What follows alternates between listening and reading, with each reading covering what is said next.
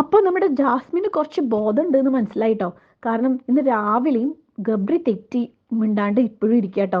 ഭയങ്കര മുഖമൊക്കെ ദേഷ്യപ്പെട്ട ഭയങ്കര തെറ്റി ഒരു എന്താ പറയുക ഒരു മൂഡില്ലാതിരിക്കുക.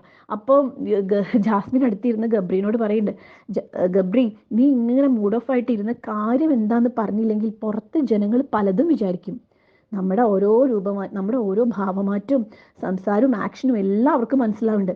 അപ്പോൾ നമ്മൾ പല രീതിയിലായിരിക്കും വിചാരിക്കുക. അതുകൊണ്ട് നീ കാര്യം വേഗം പറ ഗബ്രി ഇതിങ്ങനെ ഒരുപാട് പറയുന്നുണ്ട്. അപ്പോൾ ജാസ്മിന് കാര്യം മനസ്സിലായിട്ടുണ്ട്. അപ്പോൾ എനിക്ക് തോന്നുന്നു വീക്കെൻഡ് എപ്പിസോഡിൽ ലാലേട്ടൻ ഓരോന്ന് കാണിച്ചപ്പോഴൊക്കെ ആണോ ജാസ്മിന് മനസ്സിലായത്, അതോ ഇത് ആദ്യം തന്നെ അറിയോ ആൾക്കെന്ന് അറിയില്ല. എന്തായാലും ജാസ്മിന് കാര്യങ്ങൾ മനസ്സിലായിട്ടുണ്ട്.